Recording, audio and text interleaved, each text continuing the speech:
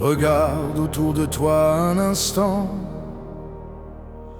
avant que la musique commence. Si ces trois mots gouvernent vraiment ce pays, pourquoi tant de vies semblent oubliées? Égalité, Liberté, fraternité, trois mots gravés dans la pierre sur les murs de nos villes. Trois monnaies dans l'histoire quand un peuple rêvait de dignité. À cette époque on disait égalité, que chaque être humain compte autant, que personne ne soit au-dessus des autres par son nom ou par son argent. Liberté, que chacun puisse penser, parler, choisir sa vie et son chemin, sans vivre à genoux devant un pouvoir.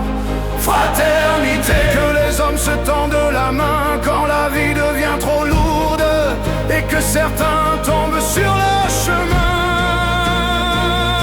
Ces mots ont traversé les siècles comme une promesse faite au peuple. Égalité, liberté, fraternité. Que reste-t-il de ces mots aujourd'hui? Égalité, liberté, fraternité.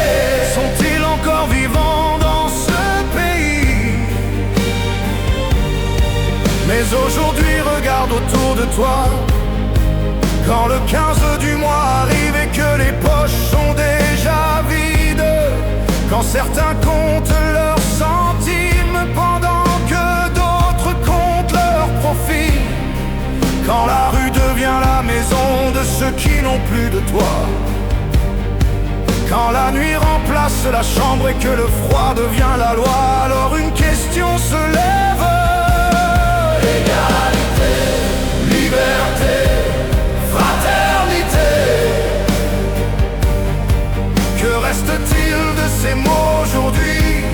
Égalité, liberté, fraternité. Sont-ils encore vivants dans ce pays? Car un pays n'est pas seulement des lois, ni des discours dans les palais. Un pays vit vraiment quand son peuple vit avec dignité. Ces mots ne sont pas un souvenir, ils sont la mémoire d'un peuple qui s'est levé dans l'histoire pour défendre sa dignité. Un jour il y eut la révolution en 1789, quand un peuple a voulu rappeler que personne n'est né pour vivre à genoux. Plus tard il y eut les guerres, 1914, puis 1945. Des générations ont traversé la peur et parfois donné leur vie pour que ces trois mots restent vivants. Égalité, liberté, fraternité. Trois mots écrits dans notre histoire. Égalité, liberté, fraternité. Trois mots qui portent notre mémoire. Alors aujourd'hui une question demeure.